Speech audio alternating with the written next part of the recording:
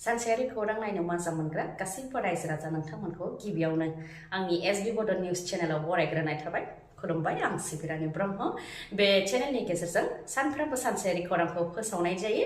नोंथांमोना बे चेनेलनि गेजेरजोंनो गोनां सानसेयारि खौरांफोरखौ मोननो हागोन। थुदो बिदिब्ला खौरां आवरायनायखौ जागायजेननोसै। नोंथांमोनहा एडिआरि थार्ड ग्रेड साख्रिनि आनजाद होदोंमोन नामा? जुदि आनजाद होदों अब्ला नोंथाङा आनजादाव उथ्रिसारनो हागोन ना हाया बा सायख'जानो हागोन ना हाया बेखौ लानानै सानफ्रामबो सानो जानांगौ। जुदि नोंथाङा गोनो गोथो सानबाय थायोब्ला नोंथांनि थाखाय मोनसे गोजोनथाव रादाब। रिजाल्ट फोसावनायनि सिगांनो नोंथाङा नोंथांनि OMR शीट कपिखौ मोननो हागोन आरो सेबाया आपल'ड खालामनाय एन्सार किजों गोरोबहोनानै नायनो हागोन।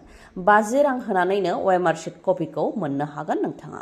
आसामनि गिबि मन्थ्रि डक्टर हेमन्त बिश्व शर्माया खौरांगिरि मेलनि गेजेरजों बेखौ फोरमायथिदों। बिथाङा बुंथिदों दि आनजादनि फिथाय फोसावनायखौ नोंथांमोनहा नेनांगौनि गोनांथि जानाय नंला, मानोना सेबाया एन्सार किखौ सेबानि वेबसाइटआव 28 सेप्तेम्बराव आपल'ड खालामगोन आरो आनजाद होगिरिफोरा 27 सेप्तेम्बरनिफ्रायनो गाव गावनि OMR शीटनि कपिखौ मोननो थाखाय एप्लाइ खालामनो हागोन। खालि 50 रां होनानैनो OMR शीटनि कपिखौ मोननो हागोन होननानै फोरमायथिदों गिबि मन्थ्रि बिथाङा। बेनि अनगायैबो सेबाया आपल'ड खालामनाय एन्सार किनि बबेबा फिननाया गोरोन्थि जादोंब्ला बेखौ सेबानिसिम फोरमायहरनोब्ला 500 रां होनो नांगोन। थारैनो जुदि सेबानिफ्राय गोरोन्थि जामारदोंब्ला 500 रांखौ मोनफिननो हागोन होननानैबो फोरमायथिदों। 500 रां लानायनि सायावबो गिबि मन्थ्रि बिथाङा फोरमायथिदों दि गोबां बिजाथिफोरानो जानला मोनला अजद हरनानै हाराहास्ति खालामनो हागौ, बेनिखायनो बे 500 रांखौ लानाय जादों होननानै फोरमायथिदों। जिअ कास्टमारफोरनि थाखाय मोनसे गोजोनथाव रादाब। दिवालीनि थाखाय गेदेर अफार फोसावदों जिअनिफ्राय। नोंथाङा जुदि जिअ एयार फाइबार लागायोबा बोसोरसेनि 3,599 अदेबानि 3,599 प्रिपेड रिचार्ज प्लानखौ सोआलासेनो नोंथाङा बेनि खाबुखौ मोननो हागोन। बेनि गेजेरजों नोंथाङा सानफ्रोमबो 2.5 GB मोननो हागोन, आनलिमिटेड भइस कल मोननो हागोन, सानसेयाव 100 SMS मोननो हागोन। नाथाय बेनि थाखाय नोंथाङा जिअ एयार फाइबार लागायनो नांगोन। जिअनि अफिसियेल वेबसाइट नङाबा एपआव थांनानै 50 रां होनानैनो जिअ एयार फाइबारखौ बुक खालामनो हागोन नोंथाङा। बेयाव माखासे डाटाफोर जेरै मबाइल नाम्बार, मुं, पिन कड बायदिफोरखौ होनो नांगोन। जिअ एयार फाइबारनि गेजेरजों आनलिमिटेड वाइफाइ मोननो हागोन, 13नि गोबां OTT एप्स मोननो हागोन, 800नि गोबां डिजिटेल टिभि चेनेलफोरखौ मोननो हागोन। नाथाय बेनि थाखाय दान मोनथामजों 2,121 रां होनो जिअ एयार फाइबारखौ रायजो राजाफोरनि गेजेराव गोसारहोनो थाखायनो जिअनिफ्राय बे गोदान थांखिखौ लादों आरो दिवालीनि मुङाव बेखौ अफार फोसावदों। राजपथखौ सानसेबो एंगारनानै प्रमद बर'आ BPFजों लोगो जानो हानाय नङा। प्रमद बर'आ बे समाव राजपथ एंगारनो हानाय नङा, मानोना बे समाव बिथाङा घि माखन जागासिनो दं। बेखौ बुंथिदों BPF दोलोनि दैदेनगिरिया। सावरायनो गोनांदि BPF आरो UPPL लोगो जानो सावरायदोंब्लाबो मोननै दोलोनि गेजेरावदि गोरोबलायनो दासिमबो हायाखै, बेखौ दैदेनगिरिफोरनि खुगानिफ्राय मिथिनो मोनो। ज' जानायनि सायाव सावरायलायनायखौ लानानै BPFनि दैदेनगिरि कमल आजादआ बुंथिदों दि ज' जानो थाखाय BPFनिफ्राय खमसे खम खावलायनाया बेनोदि गिबियाव UPPLआ BJPजों एलायन्स सिफायनानै BPFजों ज' जानो थाखाय सावरायफैनांगौ। बेनि उनाव BTCनि 40 बियाबनि मादाव 20-20खौ राननायनि सायाव सावरायगोन। नाथाय प्रमद बर'आ हाग्रामा महिलारीनि सायाव जेरैबायदि खोथा बुंगासिनो, बिथाङा दि BJPजों एलायन्स सिफायनो हाया बेयो रोखा जायो होननानै बुंथियो बिथाङा।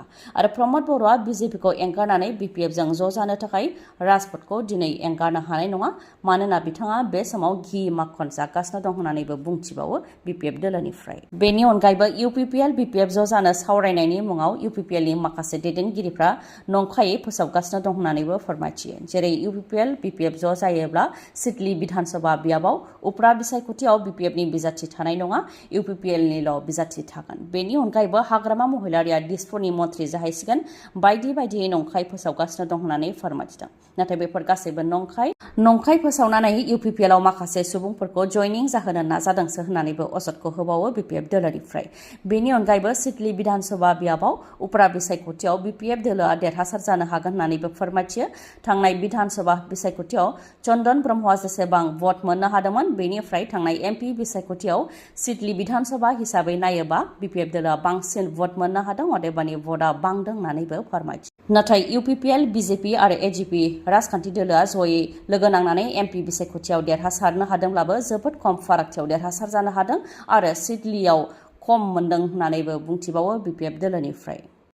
मानसि माहारियानो बयनिख्रुइबो गोरोंसिन आरो मानसि माहारियानो बयनिख्रुइबो गिथावनासिन।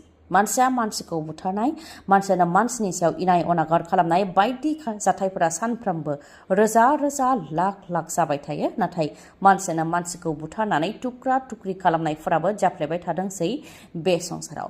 फिन आरोबाव सासे आइजोखौ बुथारनानै 30निफ्राय 40 टुक्रासो खालामनानै फ्रिजाव सोनानै दोननाय जाथाया सोराङाव फैदों। बेंगालुरुआव जानो मोन्दों बे गिख्रंथाव जाथाया।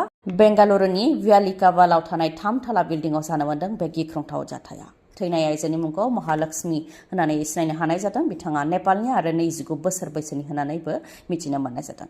रिपर्टनि बादिब्ला महालक्ष्मीया थांनाय 5 बोसोर सिगां हेमन दास मुंनि सासे हौवाजों हाबा जादोंमोन बा जुलि जादोंमोन। नाथाय जुलिनि उनावनो बिथांमोना डिभर्स जादोंमोन आरो बिथांमोननिया 4 बोसोर बैसोनि फिसाजोबो दंमोन। डिभर्स जाखांनायनि उनाव बा बिसि फिसाय सोमोन्दो गारलायखांनायनि उनाव 4 बोसोर बैसोनि फिसाजोआ बिफाजोंनो थायोमोन। नाथाय सम सम बिफाया फिसाजोखौ लानानै महालक्ष्मीया जेराव भारा थायोमोन बे भारा थानाय रुमाव लानानै फैयोमोन जाहाथे बिमा आरो फिसाजोआ माखासे सम जयैनो थानो हायो। नाथाय माखासे समनिफ्रायनो महालक्ष्मीनि मबाइला सुइच अफ जानानै दंमोन आरो न'आबो ताला बन्द जानानै दंमोन। गोलाव समनिफ्रायनो मबाइल सुइच अफ जानायनि थाखाय महालक्ष्मीनि बिमा आरो बिब'आ महालक्ष्मी भारा थानाय न'आव फैदोंमोन आरो गुबुन गंसे साबिजों रुमनि तालाखौ बेखेवफैदोंमोन। नाथाय रुमनि ताला बेखेवनाय लोगो लोगोनो न' सिङाव बा खथानि सिङाव थै बोहैग्लाबनायखौ नुनो मोन्दों। बेनि अनगायैबो फ्रिजखौ बेखेवनानै नायनायाव टुक्रा टुक्रि महालक्ष्मीनि गोथै देहाखौ नुनो मोन्दों। जाथायखौ नुनाय लोगो लोगोनो बिमाया सोमोनांदों। उनाव पुलिसनो खौरां हरनायाव पुलिसा जाथायथिलियाव फैनानै नुजाथिफैदों। सोर बुथारनाय बेनि सायाव दासिमबो रोखा जायाखै। ओजोंहाय महालक्ष्मीनि सिगांनि फिसायखौबो हमनानै बिनि सायावबो सोंनाय फिननाय लानाय जागासिनो दं होननानै फोरमायथिदों पुलिसनिफ्राय। थांनाय 15 आगस्ट भारत उदांस्रि सानाव आसामनि दाब दाब जायगायाव आईडी बायदि अदेबानि बमा बायदि मुवा बेसाद दोननाय जादोंमोन आरो बेफोरखौ बेफ्रुहोनो थाखाय आलफानिफ्राय हुमखि हरनाय जादोंमोन। बे जाथायनि उनाव नायबिजिरगासिनो दंमोन आसाम पुलिसा। एनआईएनि टेकनिकेल सापर्ट लानानै नायबिजिरगासिनो दंमोन आरो गोलाव समनिफ्रायनो रिपर्ट लागासिनो दंमोन। बे लेखायै 15खौ आसामनि दाब दाब जायगानिफ्राय एरेस्ट खालामदों आसाम पुलिसा। 15नि मादाव 3आनो आइजोफोर। दा बिसोरनाव सोंनाय फिननाय लागासिनो दङ। आरोबाव हमजाबावनो हागौ होननानै फोरमायथिदों आसाम पुलिसनिफ्राय। आरो दुथांफोरनिया माबाफोर गेदेर प्लानिं दंबावो नामा बेनि सायावबो सेबनाय जागासिनो दं होननानै फोरमायथिदों आसाम पुलिसनिफ्राय। हमजानाय 15नि मादाव तिनसुकियानिफ्राय सासे, सदियानिफ्राय सासे, डिब्रुगड़निफ्राय 3, जरहाटनिफ्राय 2, लखिमपुरनिफ्राय 3, गुवाहाटीनिफ्राय 2, नगावनिफ्राय सासे, नलबारिनिफ्राय सासे आरो तामुलपुरनिफ्राय सासे, गासै 15खौ हमनो हादों।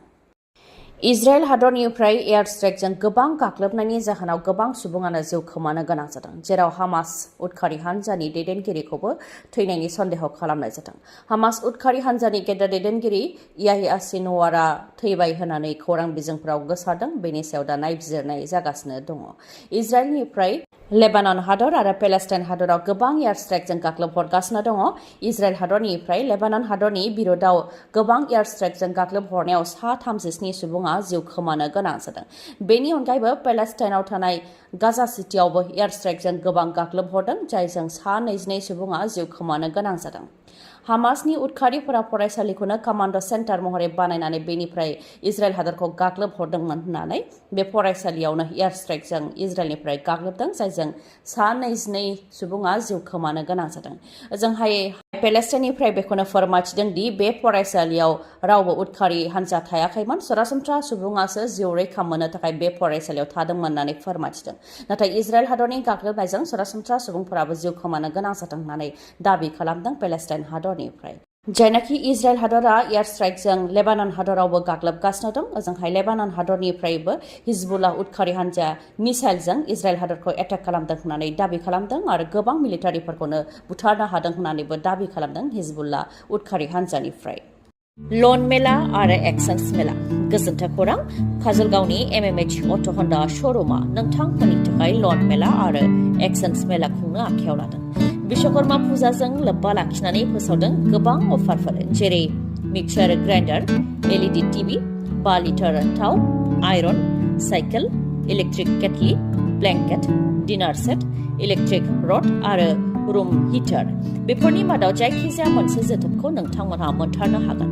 बेनि अनगायैबो बेसेन नाङालासे गंनै हेलमेट मोननो हागोन 1000 रां केशबेक मोननो हागोन आरो गोजाम गारिखौ सोलायनानै गोदान मटरसाइकेल बा स्कुटि लानो हानायनिबो खाबु दं।